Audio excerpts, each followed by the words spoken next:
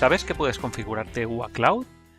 Las tarjetas pueden eliminarse, por ejemplo, tengo esta tarjeta de debates y no me interesa, hago clic y la elimino.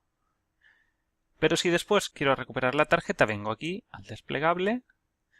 En esta parte del desplegable, en aplicaciones favoritas, tengo todas las que visualizo aquí y en todas las aplicaciones tengo todas las aplicaciones disponibles en UA Cloud y marcadas con asterisco las que veo. Por lo que podría ir a debates, que no está marcada, hacer clic y me vuelve a aparecer aquí. Además puedo ordenarlas. Si no me gusta la primera, puedo arrastrarla, pinchar y arrastrar para que quede la segunda. Y si además no me interesa verlas en formato de tarjetas, sino que quiero ver iconos más pequeños, porque en formato de tarjetas tienes que moverte con la barra de desplazamiento para verlas todas, puedes ir a ver iconos.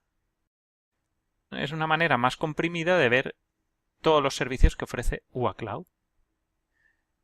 Y nuevamente en ver tarjetas, vuelvo a donde estaba.